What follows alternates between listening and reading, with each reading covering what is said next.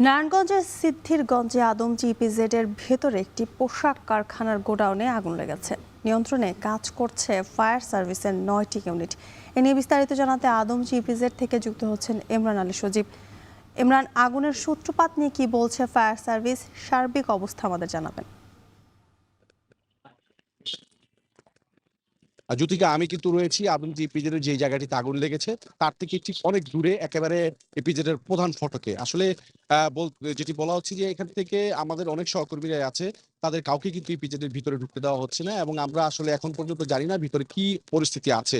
তো আমাদেরকে ফায়ার সার্ভিসের পক্ষ থেকে যেমনটি জানানো হয়েছে যে গত ভোরে আহ যখন ফুটবল খেলা চলছিল তার কিছুক্ষণ পরে আনুমানিক 4:15 থেকে 4:30টার মধ্যে আদমজি ইপিজেড এর একটি পোশাক কারখানার যে কাপড়ের রাখার যে গোডাউন, সেই গোডাউনে আগুনটি লাগে, এবং কিভাবে আগুনটি লেগেছে এখনো আমরা আসলে বিষয়টি জানতে পারিনি, আমরা নিশ্চিত হতে পারিনি।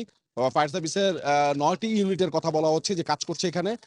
তাদের সাথে আমরা যোগাযোগ করেছি, তারা যেমনটি বলছেন যে তারা আসলে আগুন নিয়ন্ত্রণের কাজে ব্যস্ত রয়েছেন, যার কারণে এখনো পর্যন্ত আমাদেরকে তারা বিস্তারিত কোনো তথ্য দিতে পারেনি। তবে একটি সূত্র আমাদেরকে জানিয়েছে যে সকাল 7:15টায় তারা আগুন নিয়ন্ত্রণের কথা বলছেন, তবে আমাদেরকে কিন্তু এখনো আগুন নিয়ন্ত্রণের যে আনুষ্ঠানিক ঘোষণাটি, সেটি কিন্তু আমাদের স্থানীয় যারা এখানে আমরা কাজ করছি, সংবাদকর্মী, তাদেরকে কিন্তু এখন পর্যন্ত জানানো হয়নি।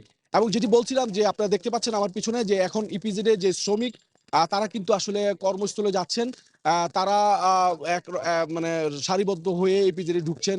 আমরা অনেকে আবার দেখেছি আমরা যে ইপিজেড থেকে বেরোচ্ছেন, তাদের কাছ থেকে আমরা কিছু তথ্য নেওয়ার চেষ্টা করছি। তারা যেমনটি বলেছেন যে ভোর আনুমানিক 4:15 থেকে 4:30টার মধ্যে এই আগুনের অগ্নিকাণ্ডের ঘটনাটি ঘটে। তারপরেই আসলে ফায়ার সার্ভিসের বিভিন্ন ইউনিট ঢাকা, নারায়ণগঞ্জ থেকে এসে তারা আগুন নিয়ন্ত্রণে কাজ শুরু করেন, এবং এখনো পর্যন্ত তারা আগুন নিয়ন্ত্রণের কাজ করে যাচ্ছেন, তেমনটি কিন্তু আমাদেরকে জানানো হয়েছে। এবং যেসব শ্রমিকরা রাতে কাজ করে আসলে বের হয়েছে, তাদের কাছ থেকে আমরা এমনটি জানতে পেরেছি যে এখনো পর্যন্ত আগুন নিয়ন্ত্রণে ফায়ার সার্ভিস কাজ করে যাচ্ছেন। আমরা চেষ্টা করেছি আদমজি ইপিজেড এর যে কর্তৃপক্ষ, তাদের সাথে কথা বলার জন্য, আসলে তাদেরকে আমরা সাথে আমরা যোগাযোগ করতে পারিনি। ফলে এখানে যারা সিকিউরিটি ছিল তাদের কাছ থেকে আমরা কিছু তথ্য নিয়েছি। তারাও যেমনটি বলছেন যে ঠিক আদমজি ইপিজেড একটি পোশাক কারখানা, তার যেই কাপড় রাখার যে গোডাউন, সেই গোডাউনে আসলে মূলত অগ্নিকাণ্ডের ঘটনাটি ঘটে, এবং এখনো পর্যন্ত আসলে নিয়ন্ত্রণে ফায়ার সার্ভিস কাজ করছে। তবে এখনো আমরা ফায়ার সার্ভিসের কোনো কর্মকর্তা বা কাউকে আমরা এখন পর্যন্ত পাইনি।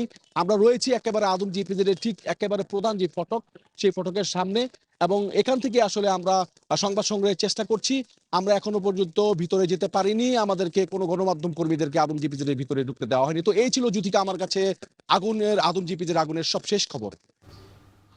বিস্তারিত জানাতে যুক্ত ছিলেন ইমরান আলী সজীব।